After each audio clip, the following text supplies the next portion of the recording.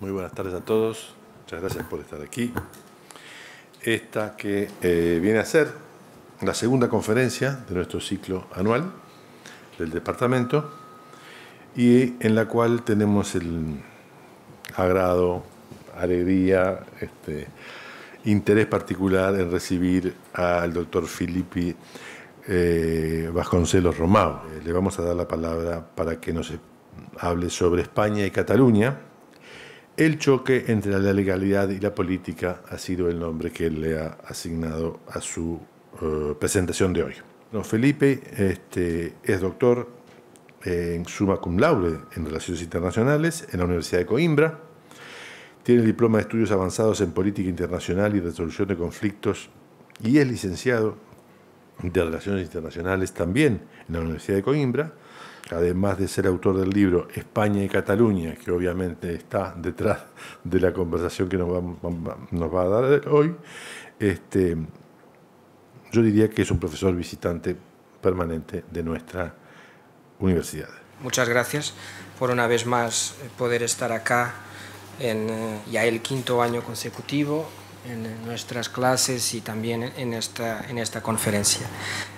Y este año es un año particularmente afortunado para mí porque el propio departamento me ha pedido que hablara sobre el tema sobre el cual vengo trabajando desde el 2007 o 2006, cuando empecé el doctorado, y que es el tema de mi tesis de doctorado y después ahora de una reciente publicación con respecto al tema de actualización de lo que ocurre en España y en Cataluña.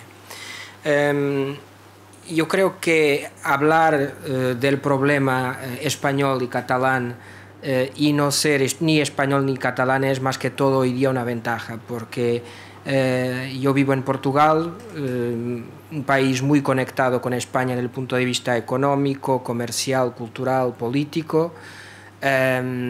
Somos un poco, tal vez no de una forma tan intensa como Uruguay y Argentina, porque la lengua es diferente y hay un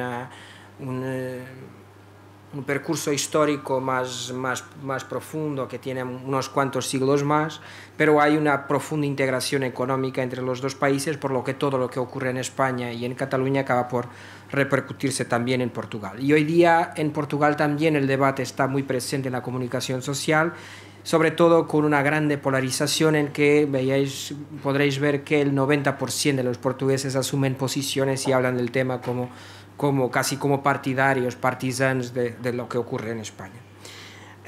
Yo por mi parte, depende de los días, de los acontecimientos. Unas veces siento más simpatía por lo que ocurre entre los catalanes y por lo que ocurre con Puigdemont, esa figura sí, un poco atípica de la política. Otros días es evidente que hay todo un proceso de desconexión con la realidad jurídica que está perjudicando claramente el problema en Cataluña y en España. De esta forma, más que todo, mi objetivo acá hoy es enumerar, por una parte, los grandes problemas del nacionalismo español o del Estado español en este conflicto, y por otra parte los grandes problemas del nacionalismo catalán también en este conflicto. O sea, más que todo, en mi opinión, hay nacionalismo español como existe nacionalismo catalán. La diferencia es que el nacionalismo español tiene un Estado que está consolidado, que está reconocido por la comunidad internacional, que tiene una soberanía, y el nacionalismo catalán no tiene ese Estado. Otra cosa es que sea o no mayoritario en su territorio, pero en cuanto a líneas políticas, los dos nacionalismos existen. Y los dos, en el contexto de la política y la contemporaneidad española, se están degladiando, luchando por la afirmación de su principio de materialización política. No voy a hacer acá, no tenemos tiempo, una genealogía del nacionalismo. Es para mí algo que viene del siglo XVIII, XIX, también en Cataluña, también en el País Vasco, también en España, es un producto de este periodo, pero por supuesto es un producto que tiene, es un producto de procesos históricos. Empezaría entonces, más que todo voy a dividir esto en España y en Cataluña, o en nacionalismo español y catalán, y empezaría por el Estado y por los grandes problemas que tiene España, que son los problemas que también nos condujeron a este actual momento. Y muy rápidamente, España es un gran país europeo, es un gran país de Europa Occidental, pero a diferencia de otros grandes países de Europa Occidental como el Reino Unido, Francia o en parte también Italia, el norte de Italia, es un país que tuvo serios problemas de desarrollo, que era desde el punto de vista económico, pero también desde el punto de vista político. Es una democracia reciente, fue un país que tuvo gran inestabilidad durante la primera parte del siglo XX. Eso no ayudó a la consolidación de un Estado democrático y desarrollado desde el punto de vista económico y cultural. Tuvo una dictadura que fue muy marcante entre el 39 y el 75. Y esta dictadura, mirando exclusivamente a lo que ocurre en la segunda mitad del siglo XX y al actual problema español, es uno de los grandes lastres que tiene la política española. Porque de esta dictadura no se salió por un proceso revolucionario, por un proceso de ruptura, se salió por un proceso de continuidad. Y este es uno de los grandes problemas que tiene actualmente la política española y el actual régimen, es que hay dos modelos en la península ibérica, una para cada uno de los países, de entrada en los regímenes democráticos, en lo que muchos llaman la tercera vaga de los regímenes democráticos, que son esencialmente Portugal, España, Grecia, los regímenes que vivieron ya en los años 70. Son los últimos regímenes dictatoriales de la Europa occidental, del bloque occidental, en términos de Europa, ¿no? del resto del mundo. Mientras Portugal entra en este proceso a través de una ruptura por un cuadro atípico, que es el hecho de oficiales de las Fuerzas Armadas desarrollar un golpe de Estado con el objetivo de instituir un régimen democrático. Es algo que yo no tengo noción de muchos más ejemplos que exista, sobre todo aquí la expresión golpe militar en América Latina tiene una connotación claramente vinculada con la institución de dictaduras. En Portugal tenemos esta excepcionalidad, que es que la democracia fue reinstituida por un proceso, un golpe de Estado militar. Y ese golpe ha puesto el contakilómetros en el cero, o sea, reestructuró profundamente el Estado, rompió con todos los procesos anteriores del Estado anterior, extinguió la policía política, criminalizó constitucionalmente la policía política, saneó las Fuerzas Armadas de oficiales conectados con la dictadura, saneó la universidad y, en términos radicales, ese proceso revolucionario que se siguió al golpe de Estado, desarrolló un proceso de nacionalizaciones que reestructuró la economía del país. En un primer momento perjudicó la economía del país, pero a largo plazo tenemos que reconocer que quebró con los viejos oligopolios que dominaban la economía y permitió reprivatizar todo en nuevos moldes en los años 80 y 90. En España esto no ocurre, y en España esencialmente hay un proceso de continuidad. Es el propio régimen, un régimen que era nacionalista español, que no permitía el desarrollo de identidades como la catalana y la vasca. Es este régimen y las cortes de este régimen que van a abrir el proceso de democratización. Esto de la mano de Adolfo Suárez y del que era el sucesor de Franco, Juan Carlos, el primer rey del post-franquismo. Que tenía, y en estos últimos meses vimos el comportamiento del heredero y percibimos que había claramente en Juan Carlos una noción histórica totalmente distinta. Fue alguien que se hizo rey a sí propio y no por hecho de ser hijo de su padre, como suele ocurrir en las democracias y en las monarquías. Y fue uno de los grandes artífices de la apertura democrática del franquismo y la transformación del proceso en un proceso democrático. La cuestión es que cuando hay un proceso de esta naturaleza, como se vio, por ejemplo, en Rumanía, que tiene una transición después del comunismo diferente de otros modelos como el checo, como el húngaro o como el polaco, hay un lastre que queda del anterior régimen.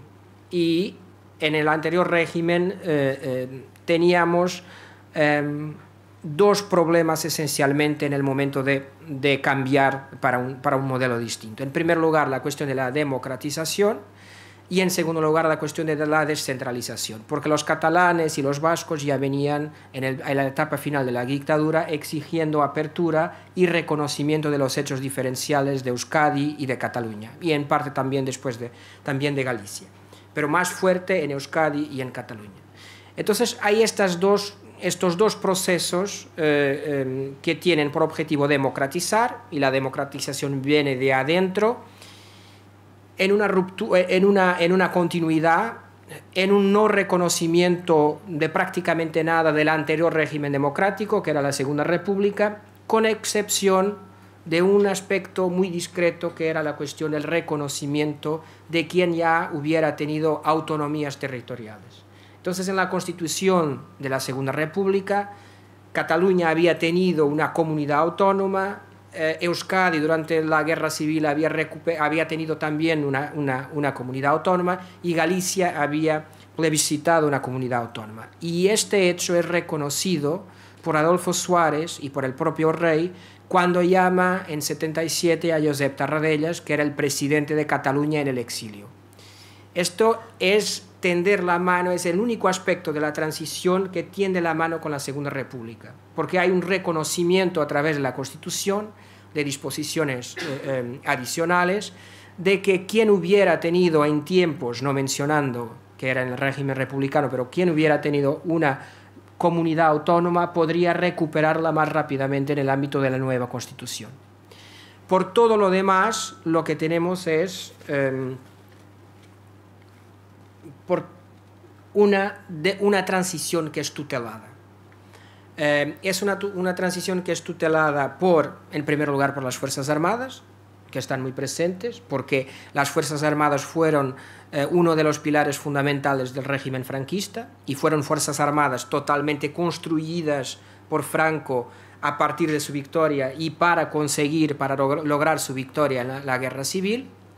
Estas Fuerzas Armadas van a tutelar y solo reconocen la autoridad del nuevo poder porque deriva del rey Juan Carlos, que fue declarado sucesor por Franco. O sea, no hay aquí los oficiales generales de este periodo no tienen un vínculo con la democracia, con excepción probablemente de Gutiérrez Mellado, que fue vicepresidente de Adolfo Suárez para las cuestiones de defensa. La generalidad de los generales, de los oficiales generales y superiores, están vinculados con el régimen y aceptan la autoridad de Juan Carlos I porque Franco firmó un papel declarando que este sería su sucesor. Entonces tenemos unas Fuerzas Armadas que van a tutelar la transición y la elaboración de la Constitución democrática, en términos de una presión que hay permanente en el sistema político, de fugas de información para la prensa, de supuestas amenazas de golpe, Operación Galaxia, por ejemplo, después de la Constitución, en el 23 de febrero del 81, con un comando de la Guardia Civil que entra en el Parlamento, en las Cortes ya democráticas, con el aval de un conjunto de oficiales, inclusivamente el comando de Valencia, la Capitanía General de Valencia, da órdenes para que se salga a la calle para tomar las calles de Valencia, por lo que había aún muchas dudas, y las Fuerzas Armadas ese golpe no prospera porque Juan Carlos sale por la noche en la televisión diciendo que no está de acuerdo con el golpe. No obstante, hay muchas dudas sobre la forma como permitió que se llegara a ese proceso. La segunda tutela es la tutela de la policía y de la Guardia Civil. La Guardia Civil también fue estructurada en el periodo del franquismo. La Guardia Civil tiene más años, por supuesto, pero la forma como fue estructurada estaba muy marcada por 40 años de franquismo. Y era la Guardia Civil, por ejemplo, que servía para combatir a ETA, que ya existía durante el franquismo, en Euskadi, en Navarra, en este periodo, porque no había policías autonómicas ni tampoco municipales en ese periodo. Otro elemento importante, el Cuerpo Nacional de Policía. Hay dos tipos de policía estatal en España: la Guardia Civil para la parte más rural del territorio, una estructura más militarizada, y el Cuerpo Nacional de Policía, que es responsable por la parte de policiamiento de ciudades. Ahora también hay policías municipales, pero tiene la parte también de policía judicial, de manutención del orden público. Y dentro de este Cuerpo Nacional de Policía estaba antes, en el periodo del franquismo, estaba la Brigada Político-Social, que era la policía política del franquismo. Este cuerpo es disuelto, pero sus operacionales son integrados en el Cuerpo Nacional de Policía. Algo que no ocurre, por ejemplo, en Portugal, donde la PIDE, que era la policía política del régimen, es totalmente aniquilada con el golpe militar y después con el proceso revolucionario. Este Cuerpo Nacional de Policía es de donde saldrán después, en los 80, muchos de los agentes que van a combatir ilegalmente ETA en los GAL, en la forma de terrorismo de Estado. Eran miembros de la Brigada Política y Social, integrados en el Cuerpo Nacional de Policía, que después vienen a combatir y a desarrollar proyectos de terrorismo de Estado. Pero la continuidad del franquismo en el proceso de transición y la forma como penetra en la sociedad española está también presente en los tribunales, y este es un tema que está muy presente actualmente. La Audiencia Nacional, que es el tribunal que es responsable, es un tribunal central cuya sede es en Madrid, es responsable por combatir todo lo que sean crímenes de terrorismo, criminalidad violenta, crímenes contra el Estado, cuando no practicado por titulares de órganos públicos, por supuesto. Es el antiguo Tribunal del Orden Público, que era un tribunal del periodo franquista. Por supuesto, los jueces son diferentes, por supuesto, es un tribunal democrático en sentido formal, no hay duda, pero hay una transición de los mecanismos burocráticos de estos tribunales para Audiencia Nacional. Por otra parte, en Portugal también había un elemento que eran los tribunales plenarios, que servían también para cuestión de manutención de orden pública, son totalmente extintos en el 74. Y finalmente en la política también, el que es actualmente aún es el mayor partido político español, el Partido Popular, se llamaba Alianza Popular hasta el 89-90 y era un partido de cuadros post-franquistas. Hubo una división en la derecha en el 75-76, los moderados fueron para UCD, que era el partido de Adolfo Suárez, y los franquistas más reluctantes en la transición se agruparon en Alianza Popular. Por supuesto, después el partido va a hacer un percurso en el camino de la democracia, pero hay algo que nunca hace, que es una ruptura formal con el franquismo. Yo suelo compararlos con CDU alemana.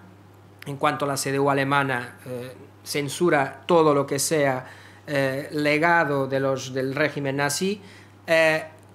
Acá en España, con Alianza Popular y después el Partido Popular, nunca hizo una ruptura formal con el régimen anterior. Y esto también acaba por ser importante en términos de la forma como después va a actuar en términos de poder.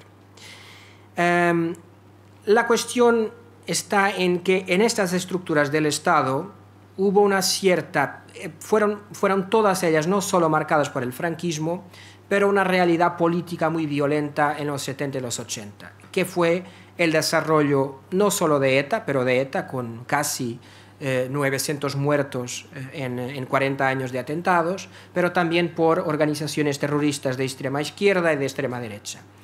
Y esto ha hecho que se mantuviera un nacionalismo español particularmente vincado, que proyectaba en el combate al terrorismo muchos de los fantasmas que venían del pasado. Entonces, ETA sirvió un poco como algo para catalizar el nacionalismo español y para una especie de transición por las estructuras del poder que dejaron de combater los enemigos del régimen anterior para empezar y son adaptadas para combater el terrorismo. Y esto va a durar 30 años, con lucha legal y ilegal. Va a tener un fuerte impulso después del 2001, del 11 de septiembre, porque hay toda una atmósfera internacional que permite un endurecimiento de penas y un endurecimiento legal que combate al terrorismo. Y este endurecimiento legal no es solo aprovechado para el combate contra el terrorismo islamista, también es, por supuesto, aprovechado para hacer un asalto final para eliminar definitivamente y derrotar ETA. Y esta es una buena noticia, por supuesto, porque el Estado español logró acabar con ETA. No hay algunos eufemismos ahora por parte de ETA que quiere entregar armas y todo eso para dar una parte política, pero ETA es un ejemplo claro, evidente, de que el Estado puede derrotar una organización terrorista.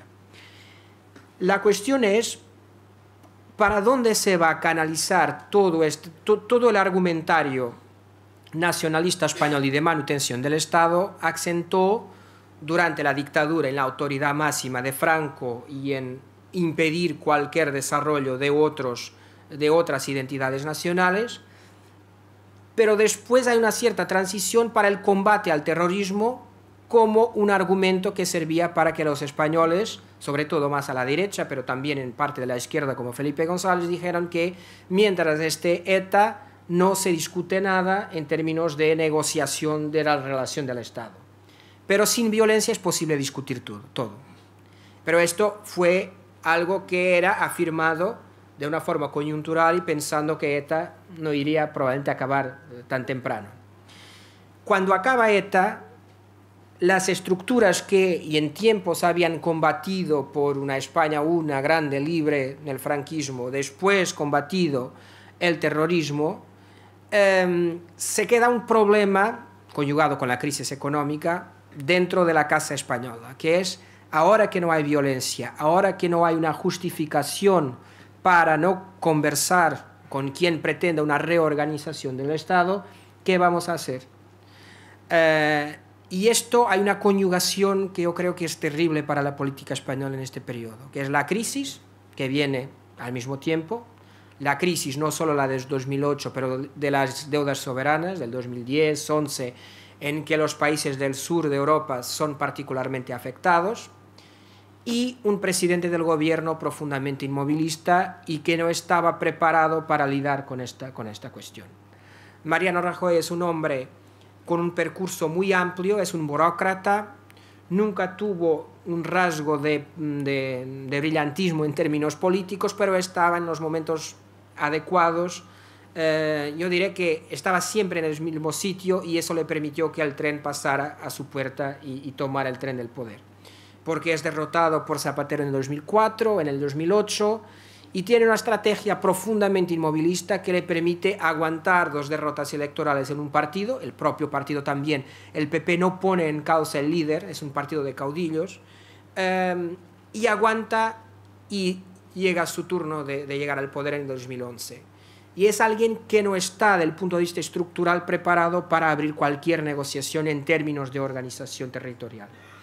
Es alguien que está preparado en parte para hacer frente a la crisis porque va navegando en función de los apoyos que tiene la ventaja de tener un país muy grande en el contexto europeo y muy con poder grande, es la cuarta economía pre-Brexit de la Unión Europea, lo que le da una capacidad de resistir a un programa estructural del Fondo Monetario Internacional, de la Comisión Europea y del Banco Central Europeo, al contrario de Grecia o de Portugal.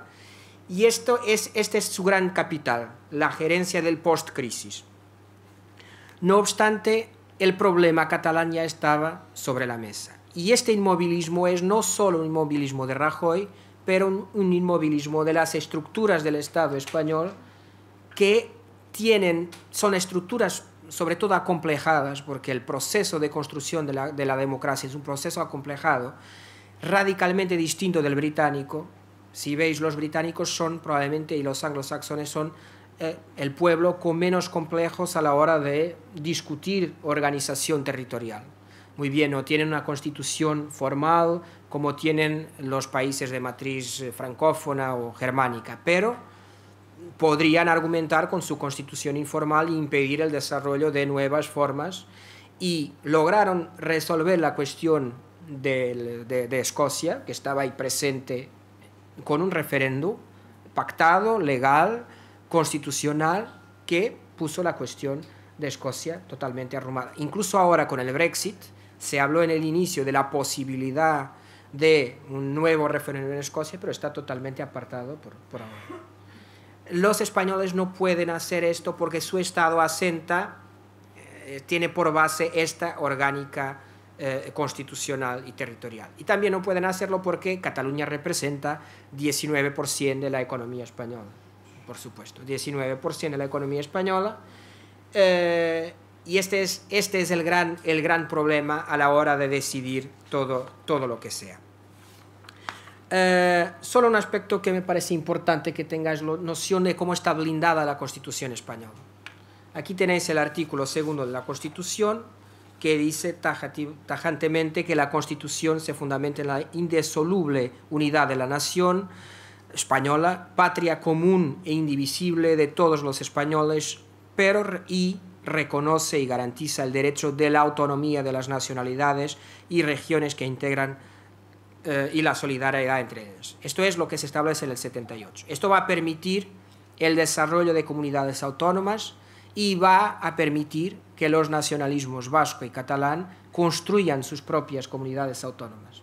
Esto es un aspecto que es muy importante. No obstante, la primera parte del artículo demuestra que España no va a hacer concesiones. Para rever este artículo constitucional es necesaria una mayoría de 2/3 en el Parlamento, en las Cortes. Es necesario convocar nuevas elecciones generales, volver a ratificar el proceso en el nuevo Parlamento y después que sea ratificado, referendado a toda la ciudadanía española. Este artículo, hay un conjunto de artículos que son posibles de revisar, pero cuyo proceso es prácticamente imposible. Por lo que, en términos jurídicos, no hay cualquier posibilidad, aunque el presidente del gobierno fuera alguien más con una perspectiva más pluralista, no hay cualquier posibilidad de una Cataluña independiente en las próximas décadas. Esto es imposible. España es reconocida como un Estado de Derecho, no solo en el contexto internacional, pero sobre todo en el contexto de la Unión Europea. Lo que le da otra cuestión es que es imposible que un Estado entre en la Unión Europea sin que otro Estado lo autorice, por lo que una Cataluña independiente no podría entrar en la Unión Europea. O sea, desde el punto de vista jurídico, esta es la gran argumentación española. No obstante, lo que hizo Rajoy fue poner toda la carga sobre la cuestión jurídica, presionar la cuestión jurídica, y las entidades y los poderes del Estado español lo han apoyado en ese contexto. Y el gran error del nacionalismo español institucionalizado es en el momento en que, teniendo en cuenta que tiene sobre todo instrumentos para combatir en el ámbito del terrorismo, utilizar a esos instrumentos para combatir en el ámbito de un conflicto no violento. Ese es el gran problema. La Constitución no puede cambiarse, Cataluña no puede ser independiente, pero los tribunales están cometiendo un error, y el juez Lamela del Supremo está cometiendo un error al intentar hacer una chapuza que permitiera que lo que ocurrió en el proceso fuera cualificado como un proceso violento. Y eso no fue. Hubo 2 coches de la Guardia Civil afectados, pero los responsables impidieron que se fuera a más. Y la euroorden, la orden que está circulando por la Unión Europea para que se entregue Puigdemont, refiere algo muy, muy peculiar, que es la idea de terrorismo pasivo, que es la idea de fomentar el terrorismo cuando se sabe que el derecho penal en cualquier democracia es un derecho muy restrictivo del punto de vista de encontrar una conexión entre el acto que es cometido y tiene que estar tajantemente en la ley. Tiene que estar claramente en la ley. Esa es una garantía de los ciudadanos, porque es típico de las dictaduras hacer una interpretación extensiva del Código Penal para intentar algo para intentar penalizar a alguien. Y en ese sentido, estos son los grandes errores de España hasta este momento. Lo que puede hacer con que, desde el punto de vista internacional, estén perdiendo la narrativa de todo el proceso. Porque no había dudas al inicio, y no hay, que nadie puede quitar a Cataluña de España si los españoles no quieren. Inclusivamente, esta es una realidad asumida por todos los gobiernos de la Unión Europea. Pero en el momento en que el proceso se judicializó y fue para los tribunales, con esta chapuza de intentar alargar la base del crimen de rebelión, que es algo que implica violencia, y el crimen rebelión fue alterado el concepto en los 90, creo, por la cuestión de ETA. La idea era penalizar aún más la práctica del terrorismo. Fuiste terrorista, cometiste un atentado, pero también intentaste rebelarte contra el Estado español a través de la violencia, porque la rebelión tiene la violencia, y este crimen fue desarrollado, su actual versión, mirando a ETA. Es inconcebible que pueda mirarse al nuevo nacionalismo, a esta vertiente no violenta del nacionalismo, e intentar utilizar las mismas herramientas. ¿Quiere todo esto decir que los catalanes no tienen responsabilidades? No, claro que tienen responsabilidades. La primera es el nacionalismo catalán de centro-derecha, que impulsó todo este proceso, porque el de izquierdas ya estaba y lo venía reclamando desde los años 70. El nacionalismo de centro-derecha que impulsionó este proceso firmó la Constitución española. Y firmó la Constitución por la mano de Miguel Roca, que era un gran abogado catalán y un político, un referente político catalán, que aún está vivo y que firma que pertenece a la Comisión Constitucional que elabora la Constitución, y Convergencia Democrática de Cataluña, el partido nacionalista de centro-derecha, aprueba y hace campaña en el referéndum favorable a esta Constitución. Y esta Constitución ya tenía esta expresión en su artículo 2. Porque, en primer lugar, hay aquí una contradicción histórica terrible. En segundo lugar, es el propio nacionalismo catalán que desarrolla su comunidad autónoma y va exigiendo siempre más del centro.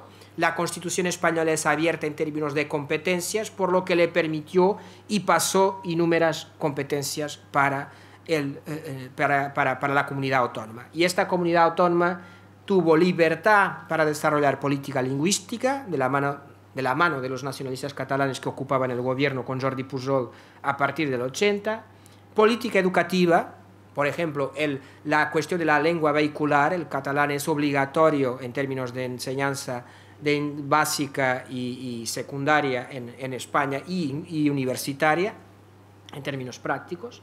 El desarrollo del Estado social, las competencias en términos de sanidad y de educación pública pasaron de Madrid a Barcelona. El desarrollo en un periodo en los 80, yo os decía esto que estuvieran en la clase, en los 80 la televisión, aunque sea extraño para ustedes, en los 80 la televisión y la radio eran fundamentales en cuanto a herramienta para cualquier persona, desde que nacía hasta que moría. Hoy día es una parte. En los 80 solo había televisión pública en España. Entonces el Estado permite que la comunidad autónoma empiece a desarrollar también una televisión pública regional y una radio pública regional.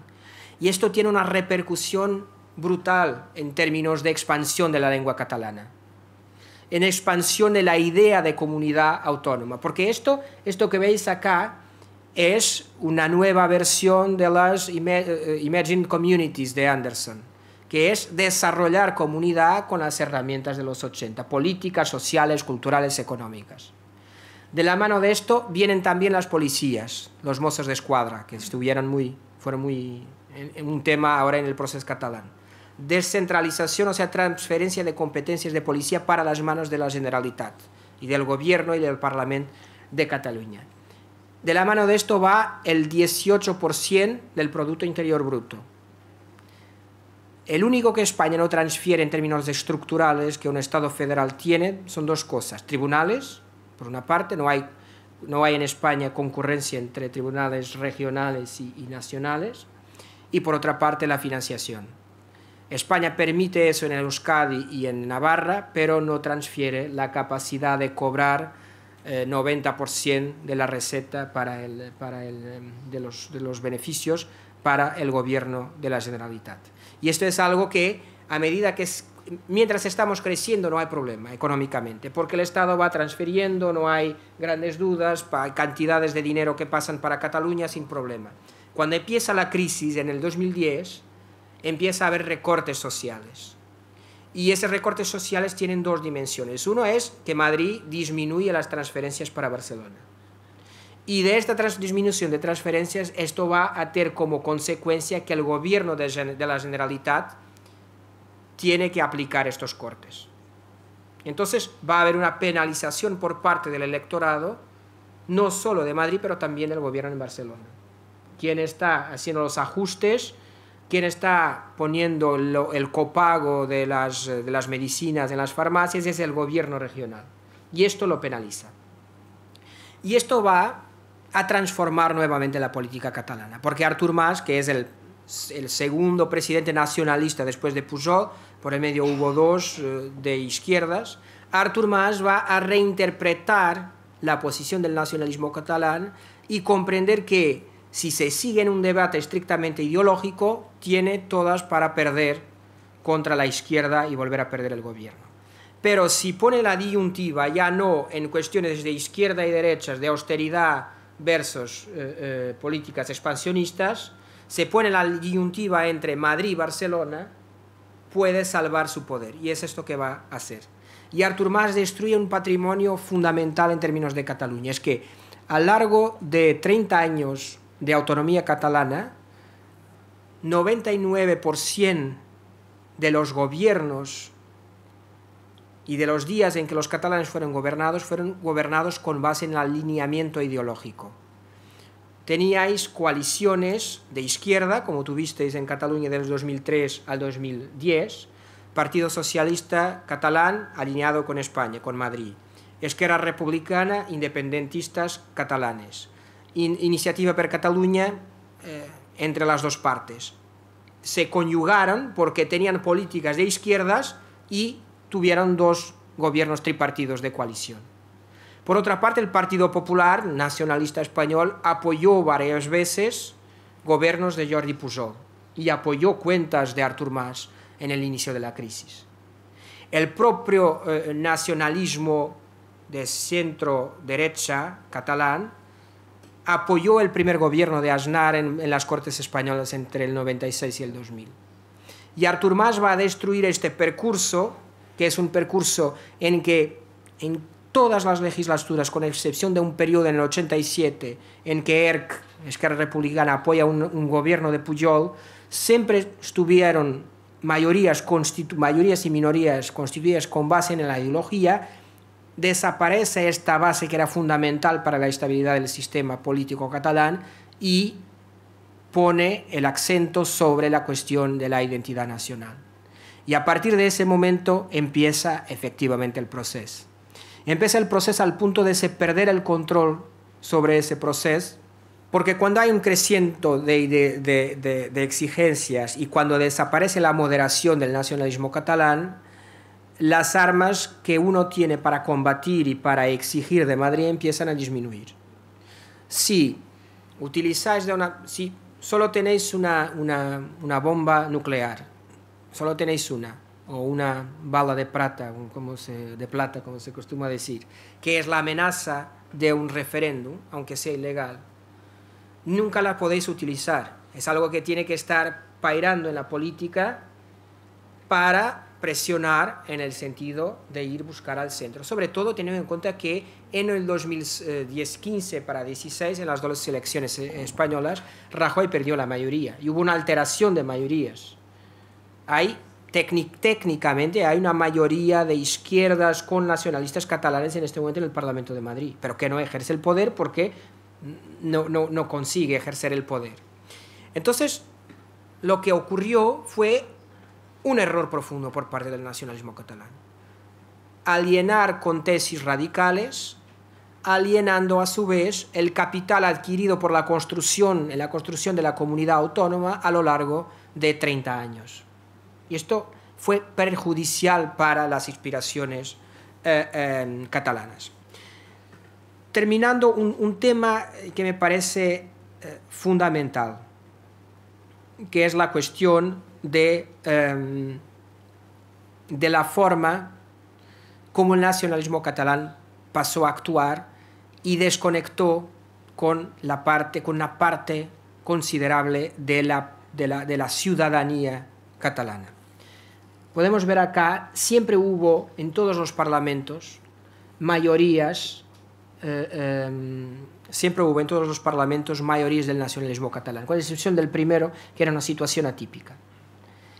Actualmente, esto es hasta el 2012, estas son las últimas elecciones con alguna moderación, después vienen las de 15 y ahora las recientes que acaban por perturbar todo esto. Pero actualmente la mayoría se obtiene a los 68 diputados, porque son 135. Son 68 diputados necesarios. Actualmente los nacionalistas catalanes tienen 72, la suma de todos. Aunque hoy hay participación mayor, pero mirad en el 92, cuando el tema no estaba sobre la mesa, la mayoría de 81 diputados que tenía la suma de ERC con Convergencia y Unió en ese periodo. O sea, hay aquí un perjudicado que es el propio nacionalismo catalán. Para terminar, ¿sería posible que esta realidad política se impusiera de cierta forma jurídicamente a España? Habría una única excepción, en mi opinión, es que tuviéramos no una mayoría del 48%, mayoría ya os explico por qué, del 48%, pero si hubiera 70-80% de la ciudadanía catalana que claramente votara en soluciones independentistas, yo creo que esto podría presionar la comunidad internacional y el Estado español a algún tipo de cambio, aunque no fuera la autodeterminación. Pero con 48% esto es imposible en términos prácticos. Refuerza aún más la tesis de la total imposibilidad de una independencia de Cataluña. ¿Por qué la mayoría se obtiene a los 48%? La mayoría en el Parlamento, la mayoría política, es del 53-54% de los diputados. Pero la mayoría política, en términos de voto en la mayoría social, es del 48%. Hay dos cuentas para hacer en España, y ahí Ciudadanos, que es el nuevo partido de derecha español que está con mucha fuerza, logra imponer un poco su narrativa, que es errada y es equívoca y no es seria. Efectivamente, los sondeos en general atribuyen una mayoría a quien pretende permanecer en España, pero atribuyen una mayoría mayor, más grande, a quien pretende tener un referéndum con respecto a la independencia. Por lo que hay un partido ahí que es la marca catalana de Podemos, que es contraria a la independencia, pero favorable a un referéndum de autodeterminación. Entonces tenemos aquí que abordar la cuestión por vía de una doble mayoría y de analizar por una doble mayoría. Hay, aparentemente los sondeos lo indican, 53-54% de los catalanes que pretendían tener la opción de votar. Pero a la hora de votar, todos estos no votarían por el sí a la independencia. Este es el gran problema que también tiene el nacionalismo. Terminando, en resumen, nacionalismo español, el arrinconamiento con el régimen anterior, con posiciones conservadoras, inmovilistas en términos de reforma del Estado, que viene de este lastre. Es la segunda justicia más politizada de Europa, de acuerdo con los barómetros del Consejo de Europa, la segunda justicia más politizada, y ese es el gran problema, conjugado con un profundo inmovilismo y con una crisis económica que ha dejado marcas muy profundas en España. Por la parte del nacionalismo catalán, la forma totalmente irresponsable como Artur Mas y su partido y el centro derecha catalanista cambió las normas del juego por una parte y cambió la dicotomía asumiendo la cuestión nacional como prioritaria con respecto a la cuestión ideológica, que es aquella que debe siempre prevalecer en cualquier democracia consolidada. Gracias. Una pregunta, porque justo tomo la parte final de lo que vos estabas mencionando con el siguiente análisis, que quiero tener bien claro tu opinión. Y para que todos tengamos bien claro, de la mano de la crisis económica que sufrió España, lo que también se destruyó fue el sistema de bipartidismo, ¿no? El sistema del Partido Popular y el Partido Socialista Obrero Español se fragmenta y ahora tenemos un sistema de 4 partidos. Podemos, el Partido Socialista, el Partido Popular y Ciudadanos. Mi pregunta viene porque el desempeño de Ciudadanos en las elecciones de Cataluña ha sido muy bueno y Ciudadanos se está consolidando como una figura política interesante dentro de Cataluña. Y a su vez, los sondeos indican que de tener elecciones en España en este momento, Ciudadanos sería la primera mayoría. Siendo que en la lectura que uno hace desde acá, hay como un discurso inocente o naif, o no sé cómo catalogarlo, sobre el tema de Cataluña por parte de la dirigencia de Ciudadanos, pero claramente ellos van a ser quienes, da la sensación de que van a tener el poder. ¿Cómo es tu lectura de cómo van a poder avanzar en este problema? ¿Se entiende? O sea, es un fenómeno absolutamente nuevo porque ninguno de los partidos tradicionales va a tener la fuerza y el respaldo como para poder negociar o avanzar. Bueno, Ciudadanos nace, el nacimiento de Ciudadanos es en Cataluña, y Ciudadanos tiene hoy, aunque tenga una imagen favorable y aunque tenga una imagen de partido regenerador, es el depositario del legado de Aznar. Es un producto de Aznar y de la ruptura del Partido Popular a través de FAES, que es la Fundación de Análisis Sociales que era del Partido Popular y que se independizó, y de la ruptura de Aznar con Rajoy. Y entonces hay hoy día Ciudadanos es apoyado claramente por figuras, discretamente por figuras próximas de Aznar, y Ciudadanos siempre tuvo una posición muy dura con respecto a Cataluña. Aunque la forma sea distinta, es incluso más duro en términos de discurso que Rajoy. Y ataca mucho el inmovilismo de Rajoy.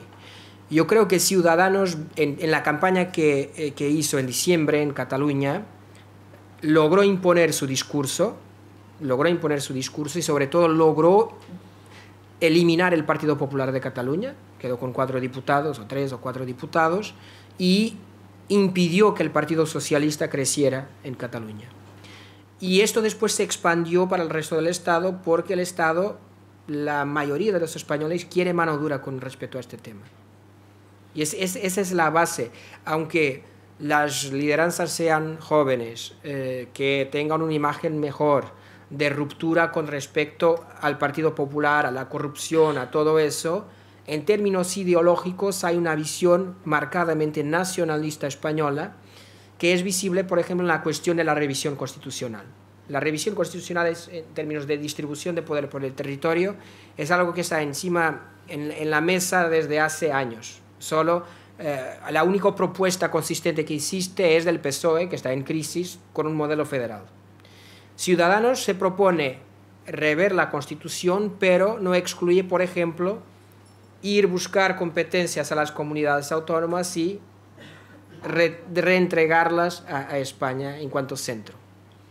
Por lo que, sí, ir a buscar competencias para disminuir el poder de los nacionalismos y de las comunidades autónomas.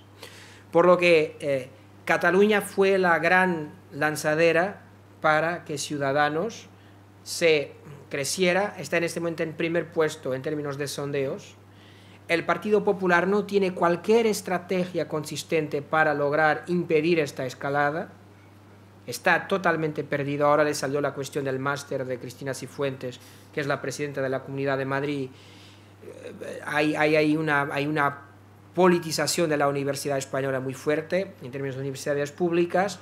Hay una universidad, que es la Universidad Rey Juan Carlos, que es, desde hace años todos saben, una base de poder del Partido Popular, donde eran firmadas diplomas de maestría. Y ahora, esta que era una figura próxima de Rajoy y alguien que podría regenerar el partido, Ciudadanos aprovechó, la mayoría en la comunidad dependía de Ciudadanos, y Albert Rivera aprovechó una moción de censura de la izquierda para poner, no fue inteligente porque lo que exige no es un cambio, es el PP se puede mantener pero con otra persona. Y esto le permite lo que quiere, que es mantenerse distante de los focos de poder que le desgasten hasta las elecciones generales probablemente del 2019. Sí, va ganando tiempo. La idea es, yo apoyo gobiernos, pero no estoy en ellos, no participo, porque así es lo mejor, porque sobre todo no se mezcla con un partido que está profundamente marcado por la corrupción y en baja. A mí me gustaría primero marcar mi convergencia con gran parte de lo que nos ha dicho Felipe, y además es evidentemente por algo acaba de terminar el libro, es decir, el conocimiento electoral y concreto que tiene del proceso es particularmente afinado. Pero quiero poner el acento en algo que me parece muy lúcido y que, en fin, quizá la parte más general, por lo tanto la parte que más se conoce, en el sentido de ese desplazamiento de la disputa interna en España, entre España y Cataluña, del terreno político-ideológico que naturalmente es en el que vive la democracia liberal, a un enfrentamiento en términos de nacionalismos que compiten, de competencias de nacionalismos. Quiero desplazarme un poco de la anécdota electoral y preguntarte si no te parece sintomático que eso se procesa más o menos en el final de Pujol, el principio, y después y con Artur Mas, ¿no? Que también constituyen, para mi visión, figuras relativamente opacas, para decirlo de la manera más elegante posible, ¿verdad? Ahora, ¿no te parece sintomático que este desplazamiento, y ahí me separo de la anécdota cotidiana, me quiero ir un poquito más a la filosofía política, de dejar de lado las discusiones ideológicas que sostienen a la democracia liberal y pasar a un endurecimiento del enfrentamiento de los relatos nacionalistas en un contexto en donde los relatos nacionalistas surgen por todos lados, crecen por todos lados? Esto es un poquitito antes del Brexit. Y las elecciones de Hungría, ¿qué nos dan? Las de Polonia, ¿qué nos dan? ¿Me explico? Sí. O sea, esto, más allá de la anécdota y de la importancia de lo que pasa en un país de la magnitud de España, se inscribe, desgraciadamente, en una tendencia que es particularmente inquietante.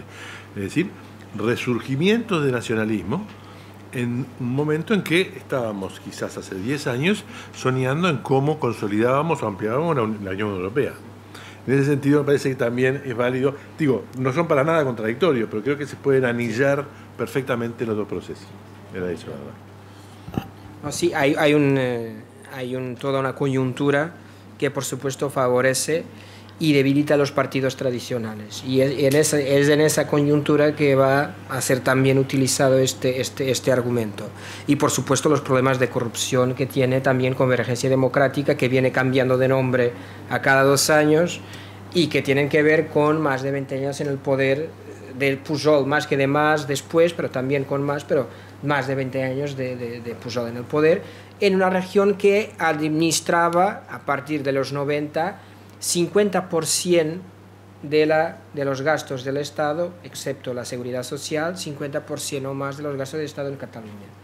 Entonces hay una cantidad de dinero en una región que tiene 8 millones de personas, el Producto Interior Bruto per cápita no, pero en términos agregados es de la región más alto de España, y eso también acaba por desgastar y hace con que lo que serían, de un punto de vista ideológico, partidos tradicionales de la región se transformen de un momento al otro en movimientos alternativos,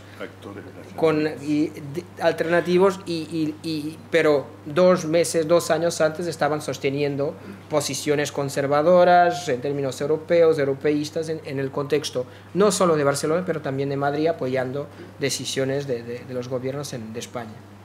preguntar sobre todo tomando en cuenta lo que comentaste de que un proceso en el que Cataluña se separe como Estado no se va a dar hasta dentro de muchas décadas, y ¿te parecería que este tema debería ser discutido como una posible crisis en la Unión Europea o en las Naciones Unidas?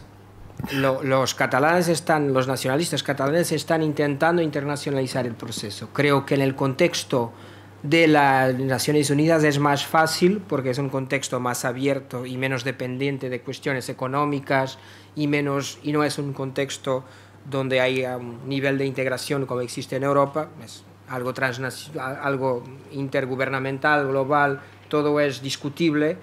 En el contexto europeo no hay cualquier posibilidad de que prospere más que el desgaste que el nacionalismo catalán consigue provocar en España. Y eso lo consigue hacer.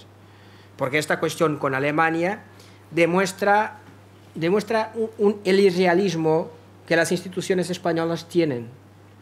España es un gran país de la Unión Europea, pero es el único gran país de la Unión Europea. Cuando hablo de Unión Europea pienso en los 15 previa a las otras democracias recientes. Es el único gran país que no tiene, incluso Italia tiene una institucionalidad más sólida desde el punto de vista democrático que España.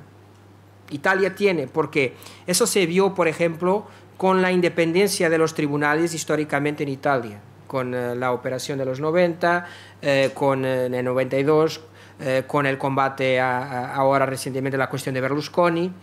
Esto en España está todo muy conectado, muy conectado. Entonces, hubo una idea un poco lírica de que la justicia de los otros países, la idea de tener el CNI, que es la Agencia de Seguridad Española, persiguiendo a Puigdemont, dejándolo pasar por Finlandia, por Dinamarca, pensando que en Alemania sería más sencillo su entrega. No es que no pueda ser entregado a los otros, no digo que no sea, pero esto es de una prepotencia y de una idea muy española que hay por veces, de que la realidad es como los españoles la interpretan y no como efectivamente es. Y esto es muy castellano. Es un problema que existe, es que Madrid piensa que su realidad cuela en el resto del contexto europeo. Estamos con un Partido Popular que ya habría sido expulsado del poder en Alemania, en Francia, por las cuestiones de la corrupción. El PSOE también de los 80-90 era una vergüenza desde el punto de vista de corrupción y con crímenes de sangre contra ETA, de terrorismo de Estado, y no obstante González sale del poder con 156 diputados, con casi 40% de los votos en las generales del 96. Es una cosa, después de millones de corrupción, de docenas de procesos de corrupción, después del terrorismo de Gall, González sale del poder con 150 diputados.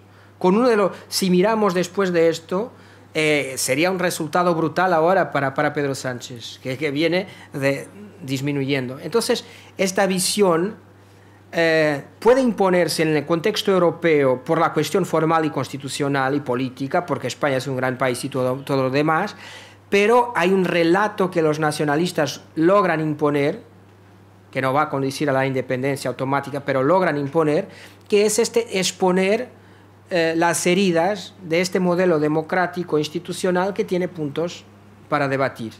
Y esta cuestión ahora de Alemania y del rechazo del tribunal alemán automáticamente de reconocer que ahí hay un crimen de violencia que no existe, demostró de una forma muy clara. Mirad, ayer por la mañana hubo una reunión entre procuradores del Ministerio Público Español y el Ministerio Público Alemán en Bruselas,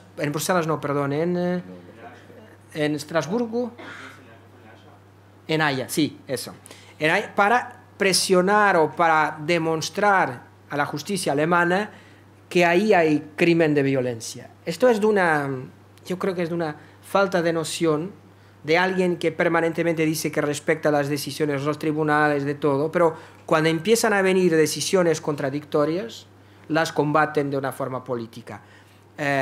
Fue bueno que el tribunal alemán hubiera decidido de esta forma, como el tribunal belga, porque no tengáis dudas que si esto no es hecho por las autoridades extranjeras, dentro de 10 años, cuando todo haya transitado en juzgado, estaremos con una decisión del Tribunal Europeo de los Derechos del Hombre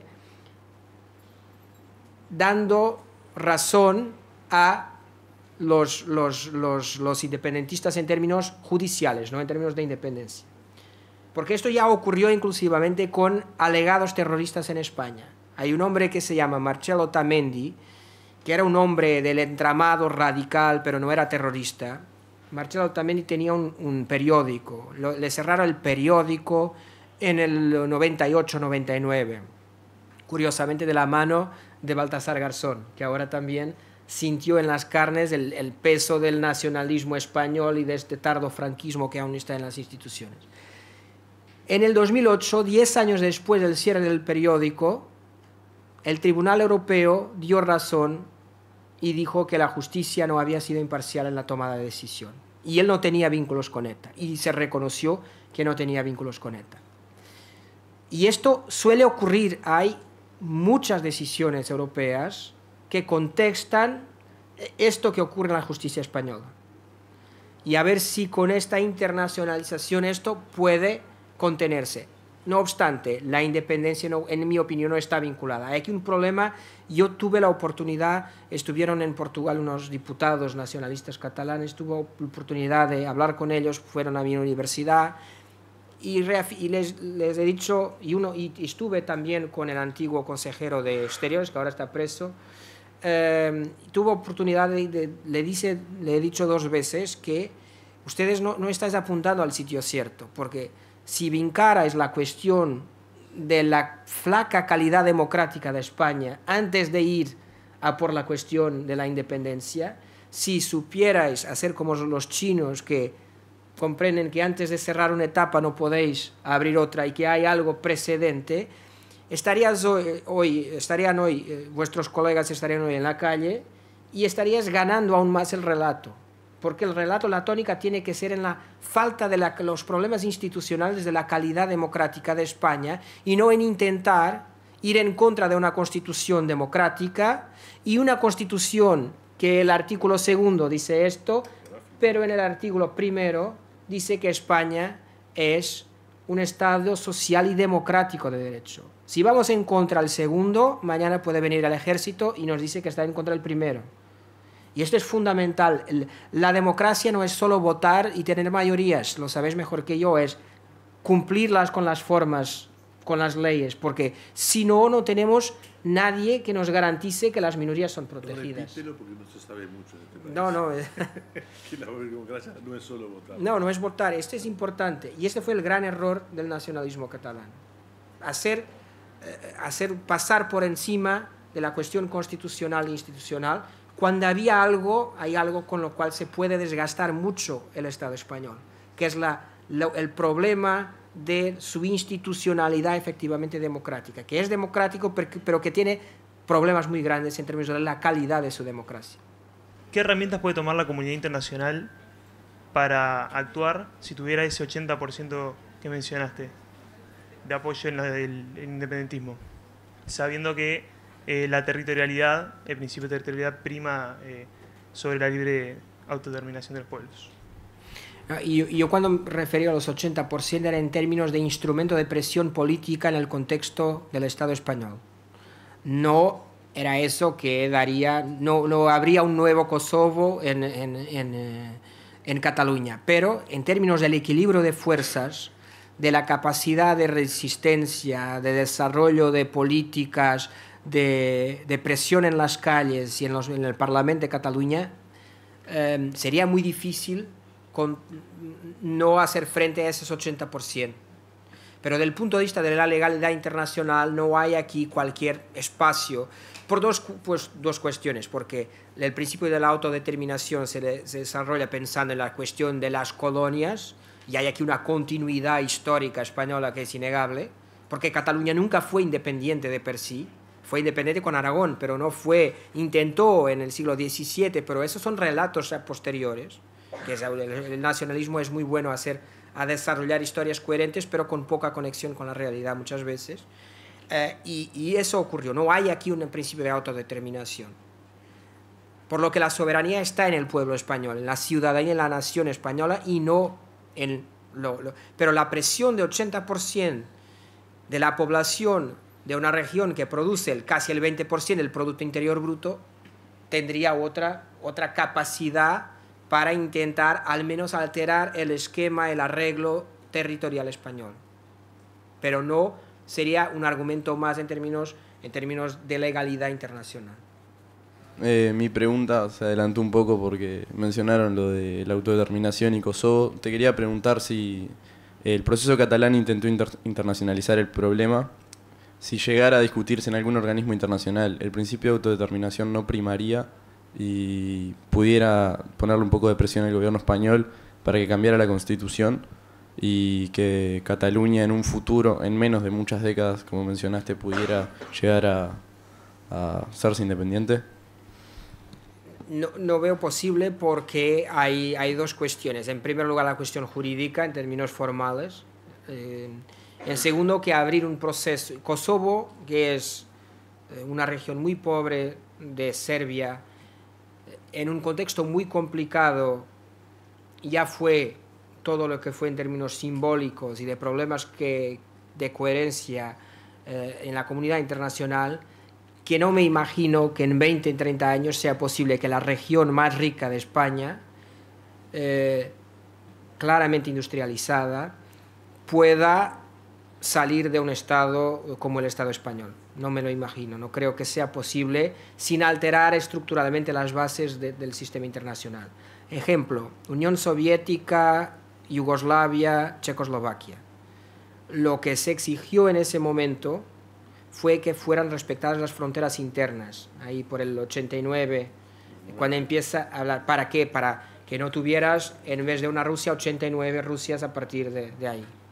Y en ese sentido hubo una gran preocupación, por lo que ahora en pensar si eso decía respeto a estados que estaban en desagregación y que eran claramente periféricos en términos de poder en ese momento en el mundo, no veo que España, que por muchas crisis que tenga sigue siendo un estado central en el contexto europeo, pueda ser desagregada a partir de una perspectiva. Porque hay después la práctica en términos políticos, ¿no?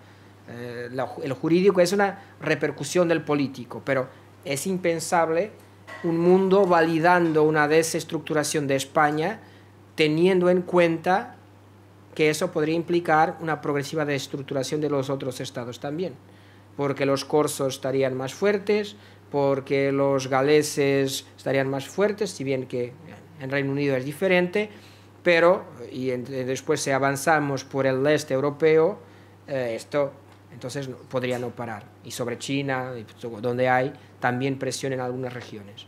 Por lo que en términos prácticos no veo cualquier posibilidad de que prospere esa idea.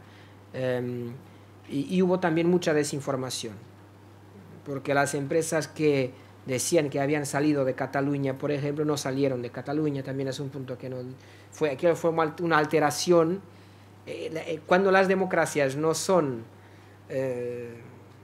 un Reino Unido, se puede hacer eso, se hace un decreto gubernamental facilitando la salida de las sedes sociales de las empresas, pero no hubo un empleo que haya terminado en Cataluña por eso. Fue una cuestión de notario, de poner en el registro comercial que la sede de Editorial Planeta, por ejemplo, dejaba de estar en Barcelona y pasaba a estar en Madrid o en Valencia, por ejemplo. Fue una cuestión de registro comercial que sirvió de arma política, pero en términos prácticos, en resumen, yo creo que todo esto entramado económico, todo, no permitirá y no sería posible que Cataluña saliera de España.